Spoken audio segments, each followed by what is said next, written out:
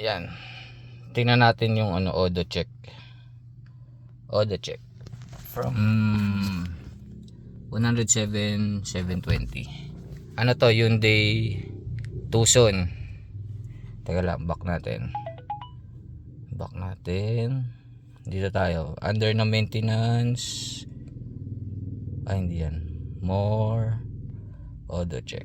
Yan. Testing natin kung gumagana to dito. Actually sa Avance ako siya gustong tingnan kasi hindi talaga nare-read yun eh. Well, eto, nandito na rin lang naman tong Tucson. Testingin natin. Scan multi-system mileage information. Ayos ah. Testing.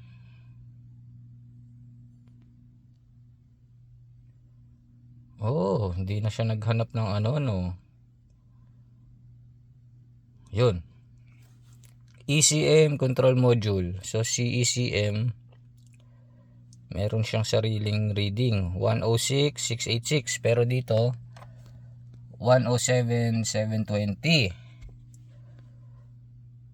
ECM driven distance last successful regeneration 97 kilometers. Cluster module no data. Bus broadcast no data. So isa lang kinuha niya, si ECM lang. So ibig sabihin si ECM nagbabato ng data dito sa cluster na maging 107,720. Ewan ko kung ganun nga or si cluster lang talaga, hindi natin alam to eh. Baka kay cluster din lang yan, pagpeltan to ng gauge, hindi natin alam kung magbabago yan.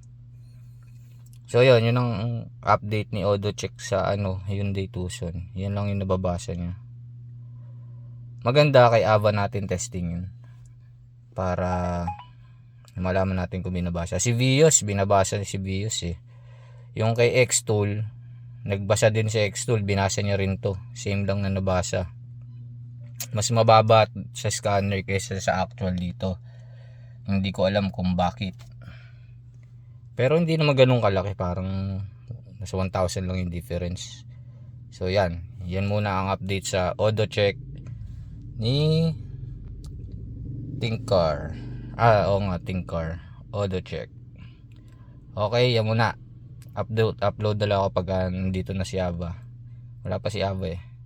Yan muna. Bye bye.